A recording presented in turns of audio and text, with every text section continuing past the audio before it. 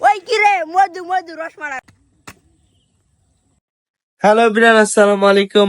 সবাই ভালো আছেন? আলহামদুলিল্লাহ অনেক ভালো আছি। নতুন একটি ভিডিও নিয়ে চলে আসলাম আপনাদের মাঝে। আমরা আজকে দলবল নিয়ে চলে আসছি তালের সন্ধানে। কুরবানি ঈদের ছুটিতে বাসায় গিয়েছিলাম।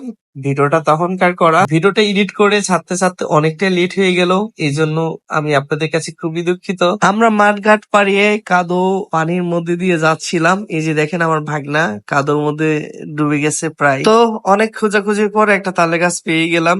তো আমার ভাস্তা আরাফাত ও গাছে উঠতেছে, তো চেষ্টা করতেছে গাছে উঠার। গাছের উচ্চতা অনেক, দেখে মনে হচ্ছে অনেকটাই কাছে ক্যামেরাতে। তো গাছে সে উঠতে পারে নাই, গাছ থেকে নেমে আসছে। দেখেন আমটা অনেক সুন্দর। আজকের মিশনটা আমাদের ব্যর্থ ছিল। পরের দিন আবার আসছি, আমার ভাস্তারা সবাই বলতেছে চাচা চলেন, আজকে আমরা যে কোনো মূল্যে তাল পেরেই ছাড়বো। যে ভাবা সেই কাজ, সে ফাইনালি গাছে উঠে পড়ছে। আমাদের আশপাশে আরো অনেক ছোট ছোট তালে গাছ ছিল যেগুলোতে অনেক তাল ধরছে, কিন্তু ওইগুলা এখন আর খাওয়ার উপযোগী না, অনেক শক্ত হয়ে গেছে তালগুলা। ও রে পিতা চলে গেছে।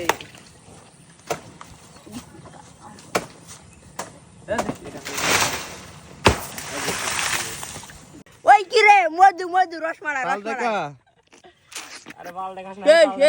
তাল কাটার মেশিন চলতেছে, তাল কেটে কেটে দেখতেছিলাম তালগুলো আসলে কেমন। তো আলহামদুলিল্লাহ তালগুলো আসলে অনেকটাই লিচুর মতো, ভালো লাগতেছে আলহামদুলিল্লাহ।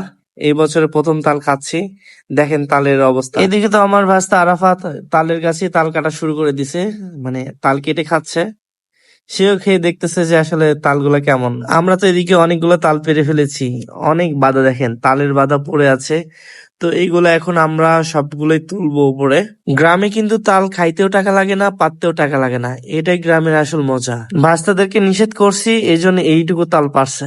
ওরা তো তাল পাড়া শুরু করছিল, থামাথামির কোনো নামই নাই। বলতেছে চাচা এইটুকুতে হবে, আমি তো এক বাদার বেশি নিতেই পারবো না। যাই হোক, আজকের ভিডিওটি এ পর্যন্ত। সবাই ভালো থাকবেন, সুস্থ থাকবেন, আল্লাহ হাফেজ।